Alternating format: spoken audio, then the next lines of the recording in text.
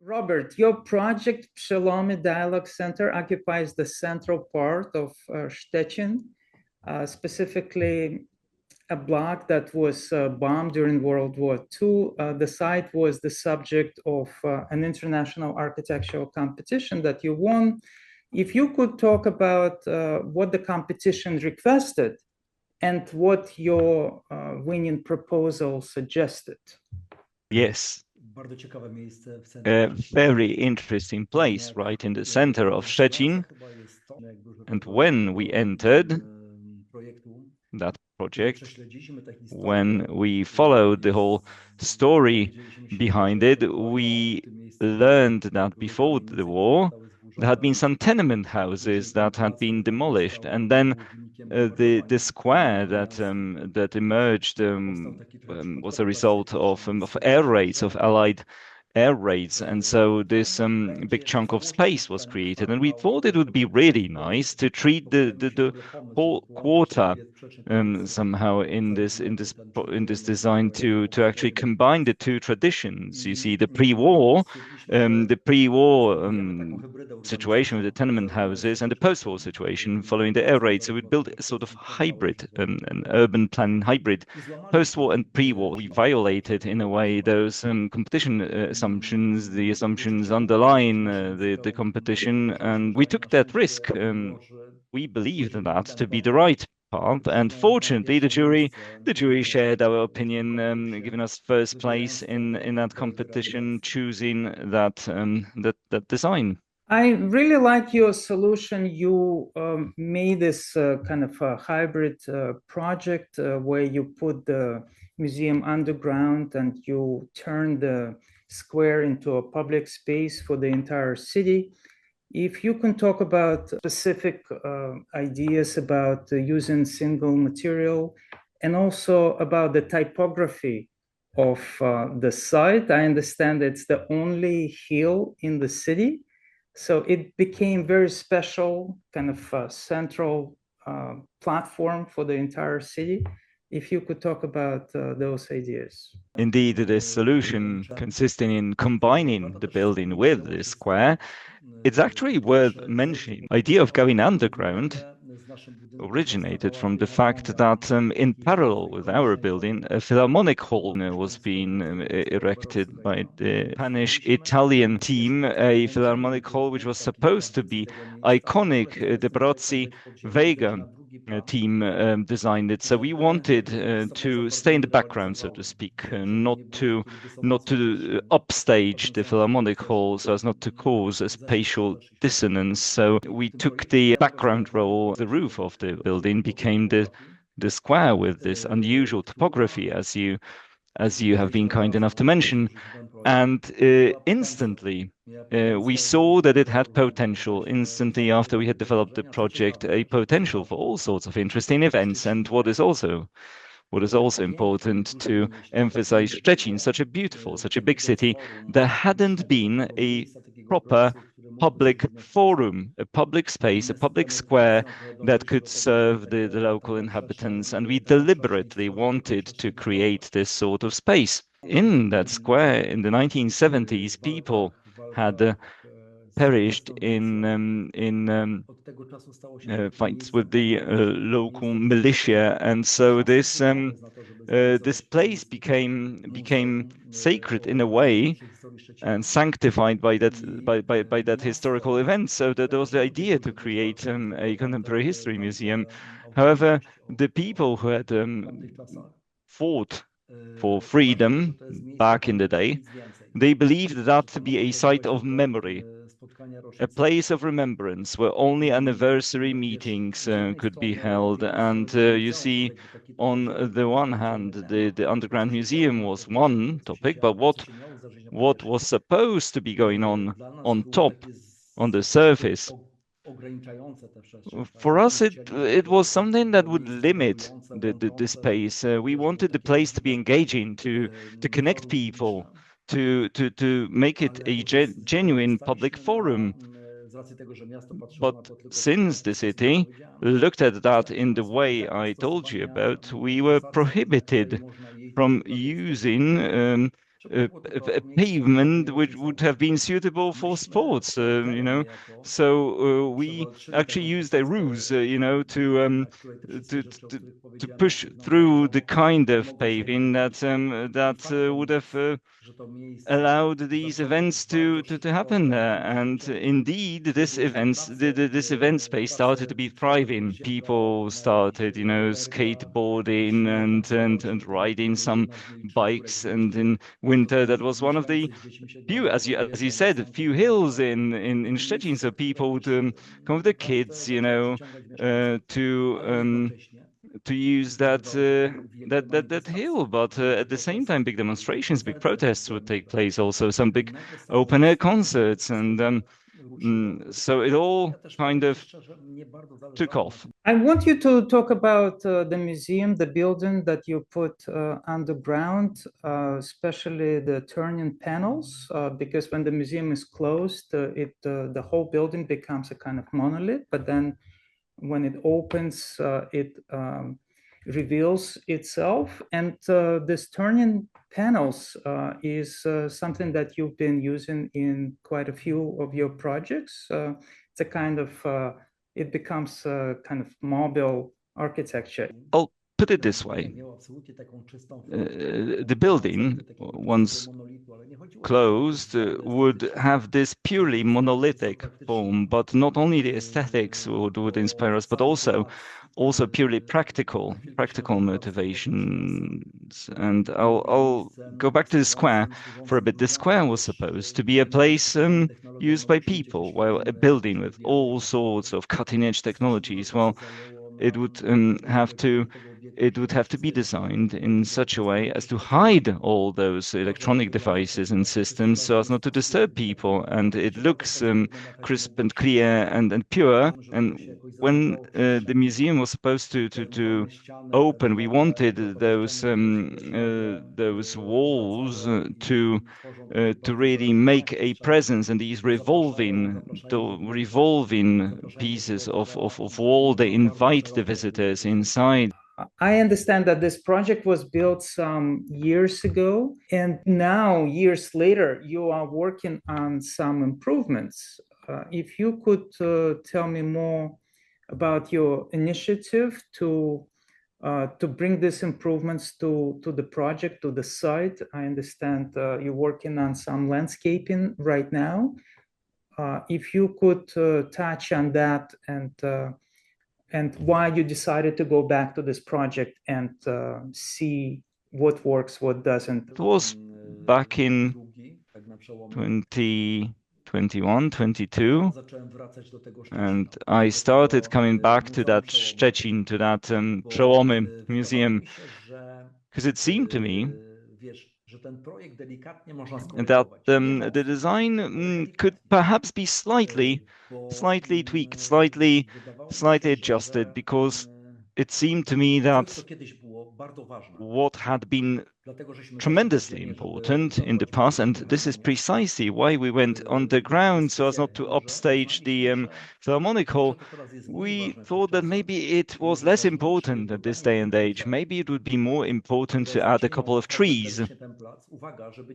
And actually, we didn't want to take this space away from people, so to leave all the paving there, but also to give people some shade. And of course, that is an example of a situation in which priorities change. But then how to go about it, we thought.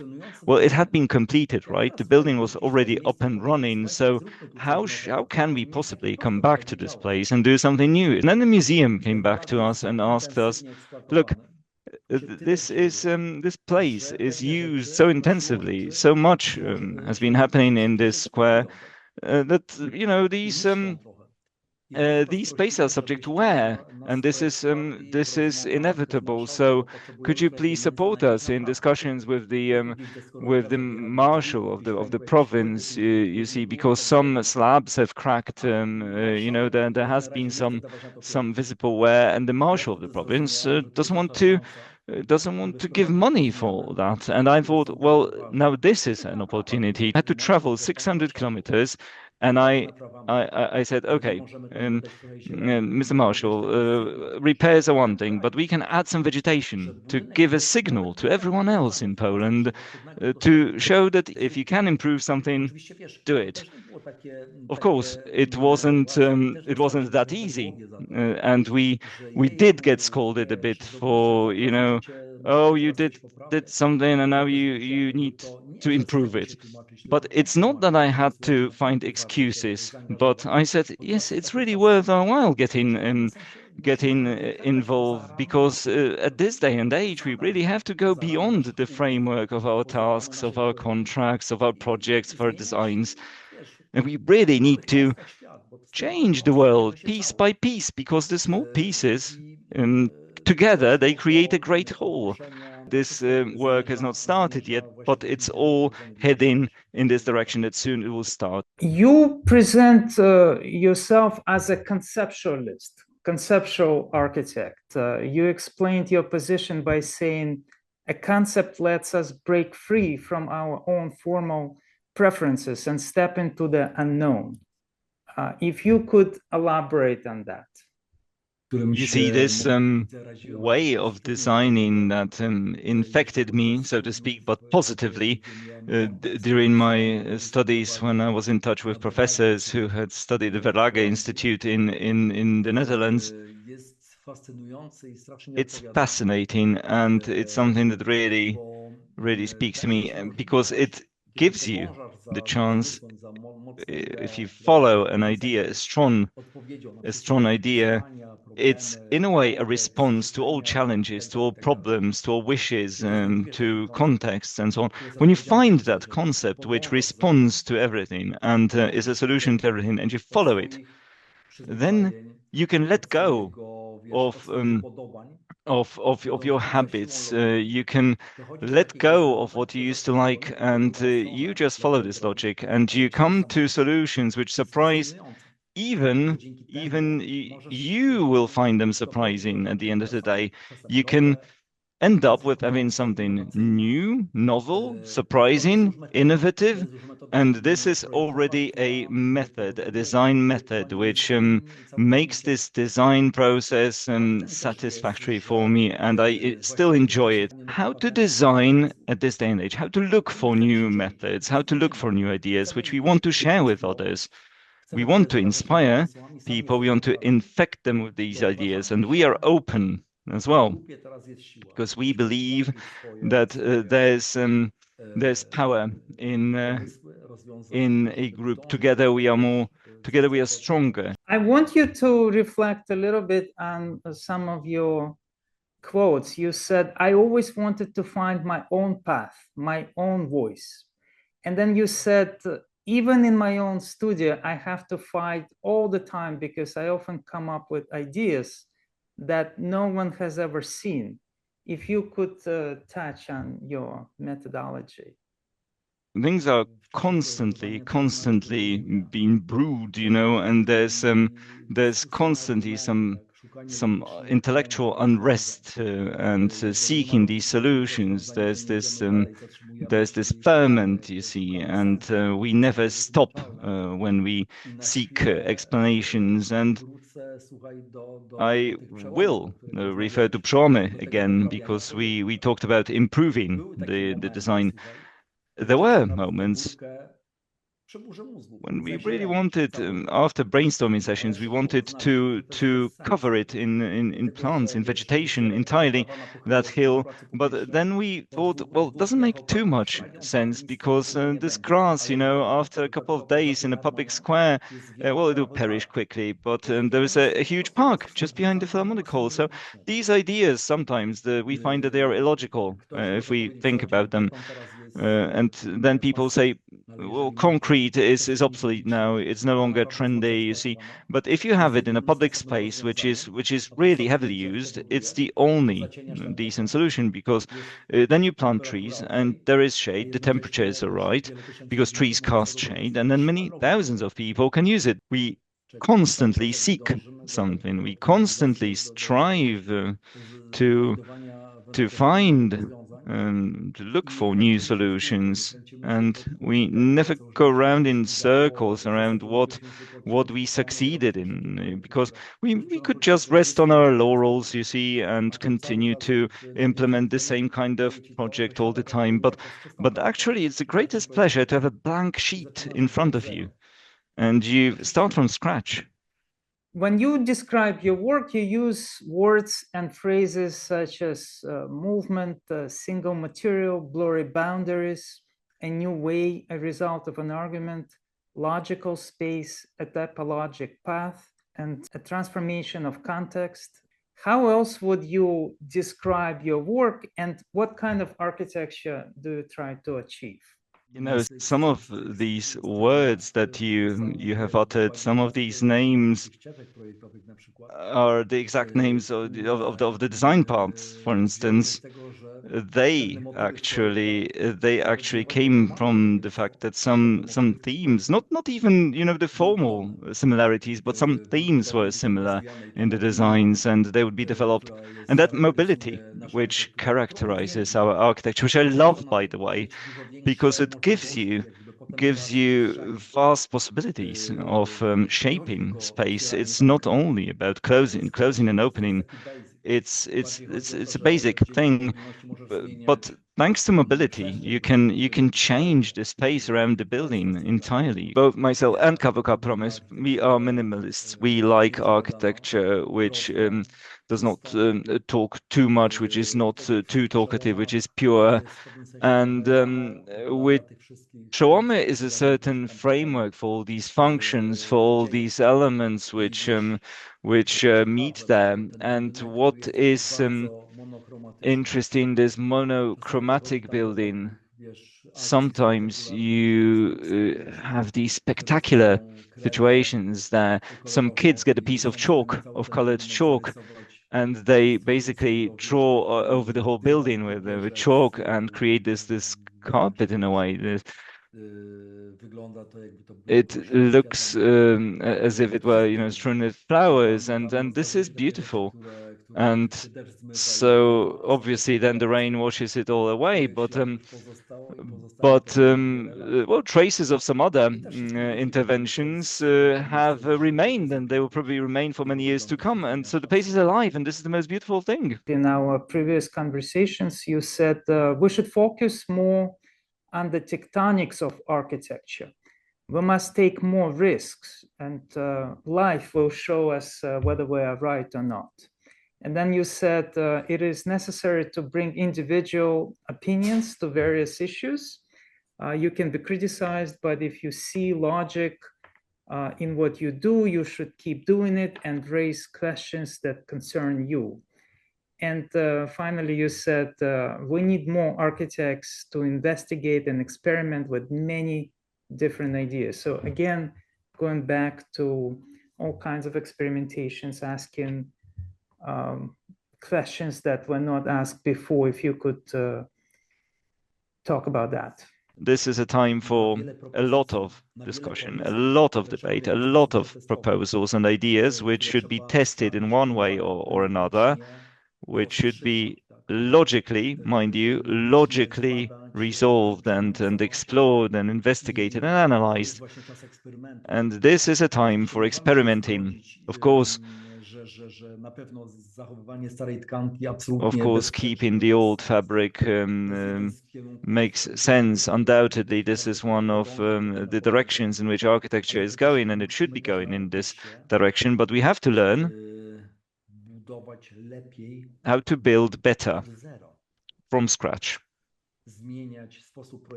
to change the way in which we design architecture, to change perhaps the technology, the methodology of building, how we build. It won't happen on its own accord. You see, it's worth our while holding discussions, even arguments. Let's have some arguments, but in these arguments, you can get inspired. You can plant this idea in someone's brain, which will drag them forward. And that's why I said at the start that it's a beautiful time of this intellectual ferment, and architecture needs to change keep changing for the better. Our times are difficult, our times of change, but they are also fascinating. And I believe that all ambitious architects, all architects who care, who want architecture to change, should join in and contribute. They need to contribute to a reinvention of architecture and share ideas. We used to conceal our ideas until completion. We wouldn't really be willing to show projects, and designs, because then the media would actually address that, and we didn't want that. Sometimes we didn't want the exposure. But now, when an idea comes to our mind and it seems to have a potential, we want to share. You said whatever we do, we must be critical. We only take on projects that can help us to advance our thinking. And then you said we are not after spectacular projects.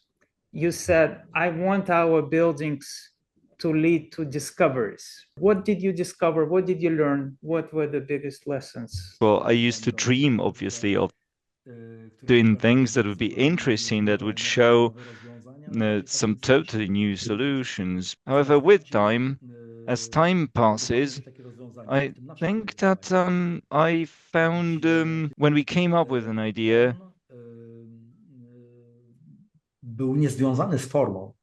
to have it unrelated to form, you see, but rather it would be about shaping some spaces that would be universal, that would be a template for further solutions, not only for us, but to create a certain, as I said, a certain model, a certain template for others to use. And so this is the kind of solutions, this kind of designs I like the most.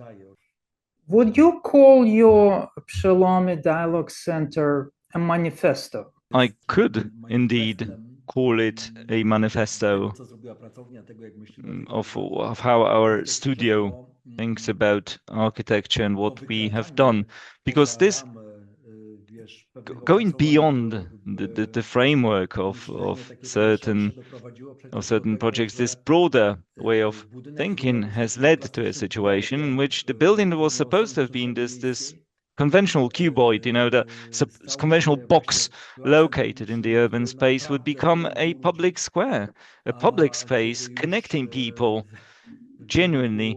And as a result of the contract award, once the local authorities saw what was coming, that this site of memory could be actually transformed in that, we had to fight for this public space to make sure that the elderly people, the veterans who had fought there, and some of them had perished, well, to explain to them that they fought for this place so that their grandchildren could come there and skateboard and go sledging there. We went beyond the framework of our tasks attributed to us because we had designed it, but then we did everything we could to breathe life into that. We gave the city a chance, which the city, by the way, used excellently. We kept all the trees, but we planted more trees to make people feel better, but also to prevent them from losing what had become a value in that city, what they were proud of.